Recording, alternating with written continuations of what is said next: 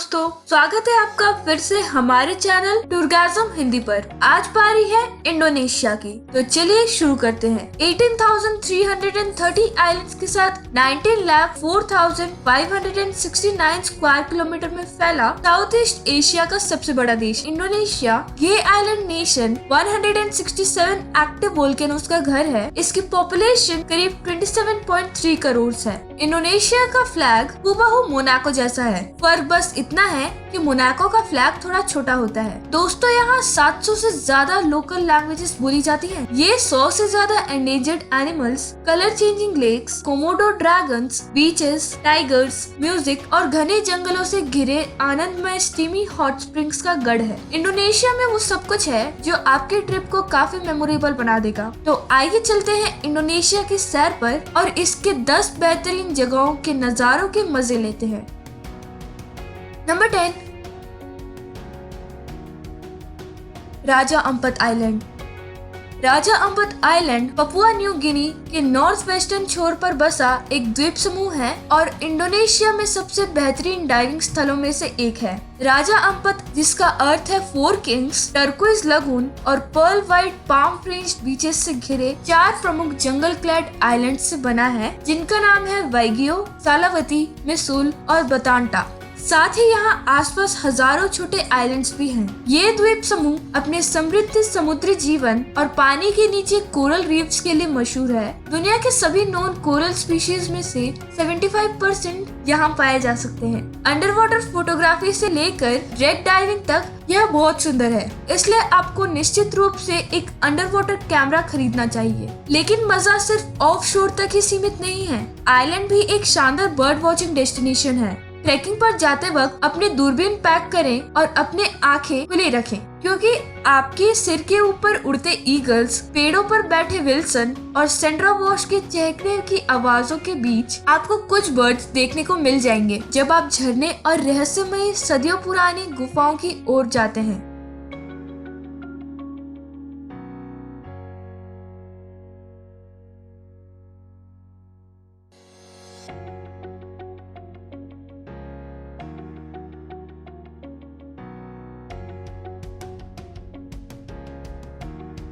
Number 9,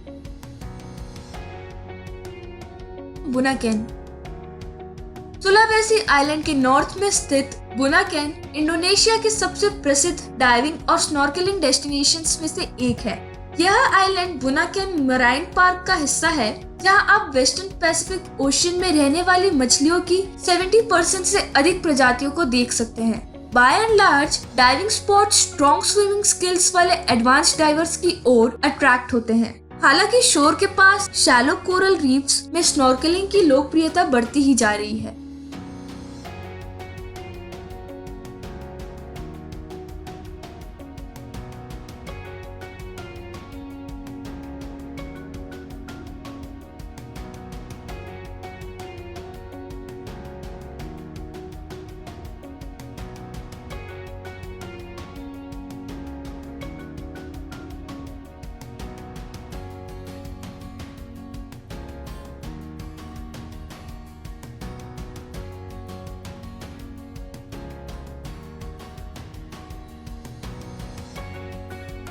number 8,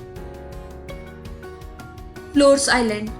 Portuguese भाषा में इस इंडोनेशियन आइलैंड फ्लोर्स का अर्थ है फूल, जो 16वीं शताब्दी में यहाँ आए यूरोपियन मिशनरीज से मिला नाम है। सुम्बावा के ईस्ट और नुसा तेंगारा में लेम्बाटा के वेस्ट में स्थित फ्लोर्स का लंबा आइलैंड माउंट केलिमुटू के आसपास अपने मल्टी कलर्ड क्रेटर झीलों, पारंपरिक गांव के घरों और एडवेंचर टूरिज्म के अंतहीन अवसरों के लिए प्रसिद्ध है। झीलें हर कलर में एक अविश्वसनीय दृश्य प्रेजेंट करते हैं। ब्राउन और ग्रीन से लेकर एक्वा ब्लू तक सब में कुछ खास है। ये कलर्स मिनरल्स और यहाँ के वोल्केनोस से निकलने वाले गैसेस का रिएक्शन से बनते हैं। नॉर्थ कोस्ट के पास कई ऑफशोर आइलैंड्स और कोरल रीफ्स हैं, जो कि एक्सिलरेटिंग डाइव या स्नॉर्कलिंग के साथ एक्सप्लोर किए जा सकते हैं, या आप बस जंगल के भीतर छिपे हुए आकर्षक हॉट स्प्रिंग्स में नहा सकते हैं। Number 7, Toraja land.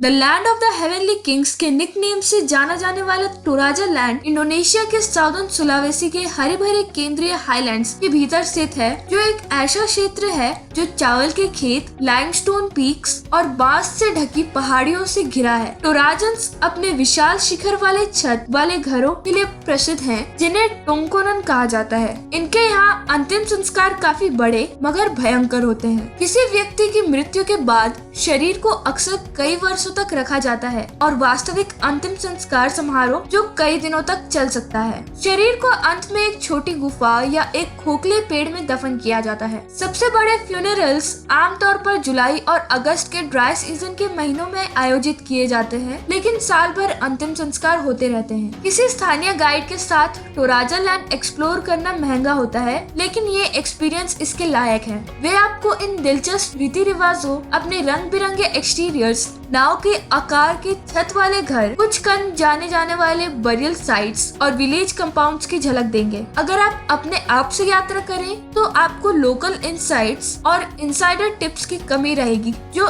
इन गाइड टूर्स में मिलती हैं। नंबर 6, लेक तोबा।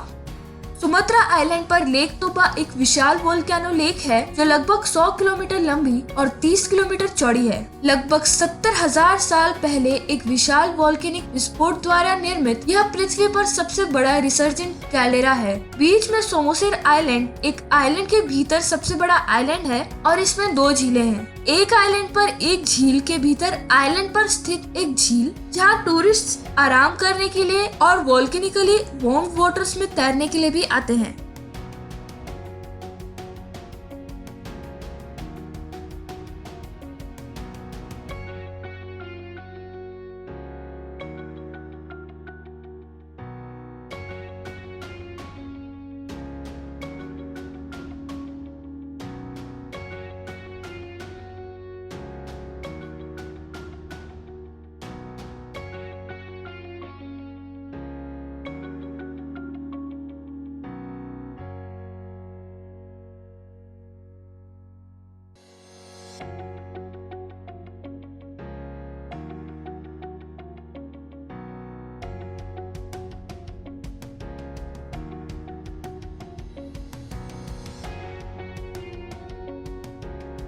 Number 5,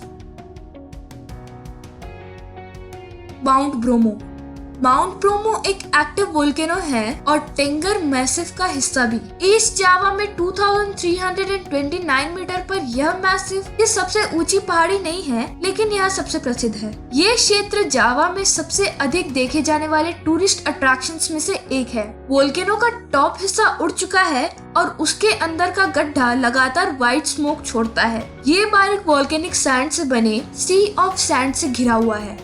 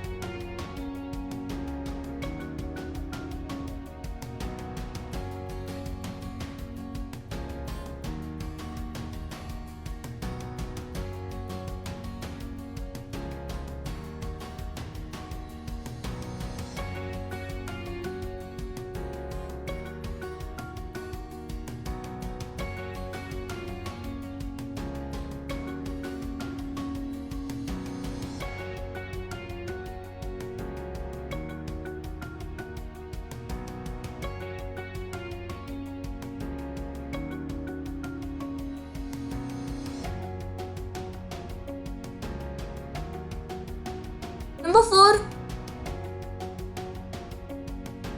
Lombok.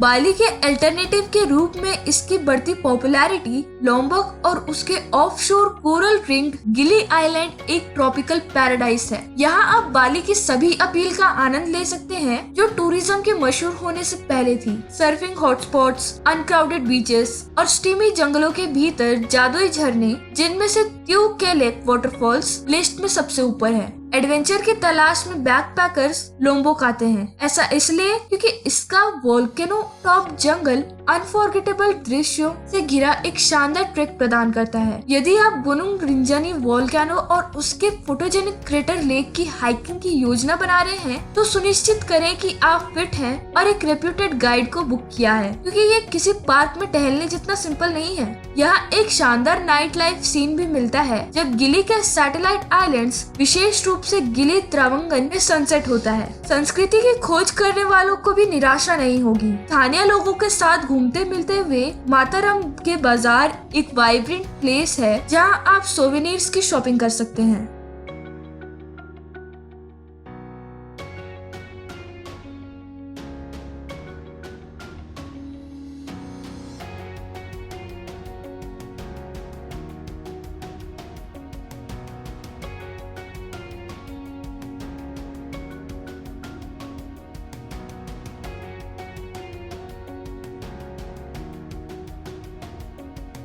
नंबर 3,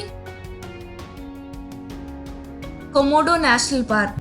इंडोनेशिया के नुसा तेंगारा रीजन में स्थित कोमोडो नेशनल पार्क केवल एक चीज के लिए प्रसिद्ध है, इसके रेयर रेप्टाइल्स कोमोडो ड्रैगन्स। 3 मुख्य आइलैंड्स कोमोडो, रिंका और पदर और साथ ही साथ छोटे टापू के संग्रह में फैला ये पार्क इस अजीब से दिखने वाले प्राणी के लिए एक सेंचुरी प्रदान करता है जो डायनासोर की याद दिलाता है। यह धरती पर सबसे बड़ी जीवित छिपकली है और इसकी लंबाई 3 मीटर तक हो सकती है। ये रेप्टाइल्स आइलैंड पर स्वतंत्र रूप से घूमते हैं और टूरिस्ट साइटिंग के लिए और उन्हें सुरक्षित रखने के लिए अनुभवी टूर गाइड्स पर भरोसा करते हैं। जमीन और समुद्र दोनों पर पूरे इकोसिस्टम के संरक्षण को शामिल करने के लिए पार्क का एक्सपांशन हुआ। कई एंडेमिक प्रजातियां जैसे रिंका रैट्स और फ्रूट बैट्स के साथ साथ wild horses, long tail macaques, water buffaloes और डेंजरस स्नेक्स की कई प्रजातियां हैं। भले ही कोमोडो नेशनल पार्क के अंदर टेरेस्ट्रियल प्राणी निश्चित रूप से दिखने लायक हैं, पर यहाँ का समुद्री जीवन ही है जो वास्तव में इसे अनोखा बनाता है। पार्क दुनिया में सबसे अबंडेंट मराइन लैंडस्केप्स में से कुछ की रक्षा करता है। कोरल ट्रायंगल का हिस्सा ये आइलैंड कोरल की 250 से अधिक प्रजातियों और सी स्पंजेस और अनयूजुअल बोनी फिश के स्पीशीज के लिए घर है।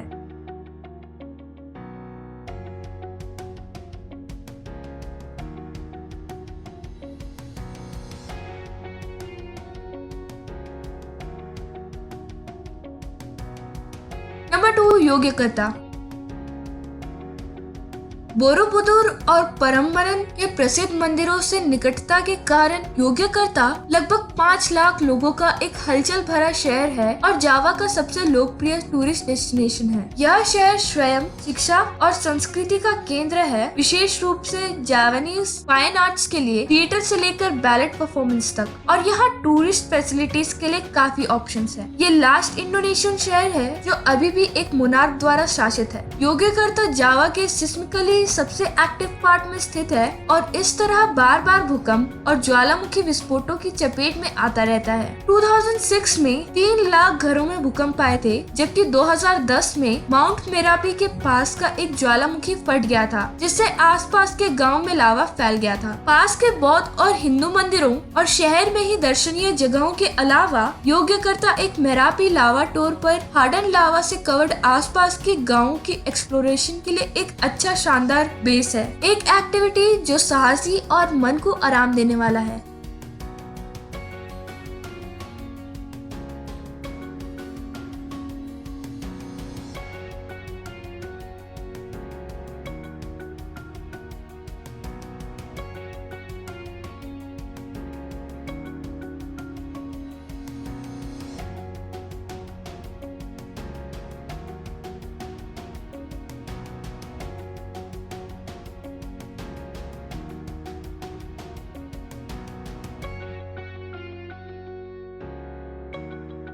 नंबर 1, बाली।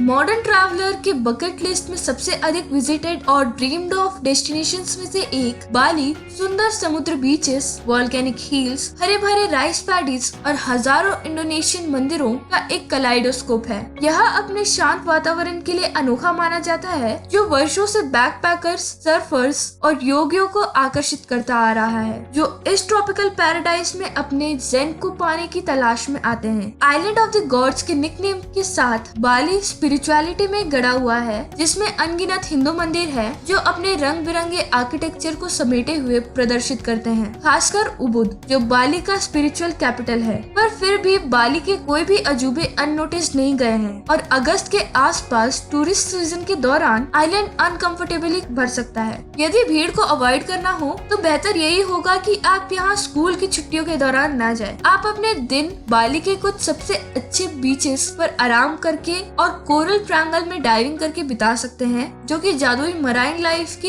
एंडलेस अरेज से भरा है। आप मेस्मराइजिंग सनसेट्स देख सकते हैं या आइलैंड के धीमे लेट बैक वाइब को महसूस कर सकते हैं या कई एनिमेटेड बीच बार्स में से एक पर पार्टी कर सकते हैं। दोस्तों, ये थी इंडोनेशिया की 10 सबसे खूबसूरत और बेहतरीन जगहों की कुछ अनोखी तस्वीरें। उम्मीद करते हैं कि आपको ये वीडियो पसंद आई होगी। हमारे चैनल पर नए हैं तो इसे सब्सक्राइब करके बेल आइकन पर क्लिक कर दीजिए। मिलेंगे फिर अगली वीडियो में। Till then, bye bye.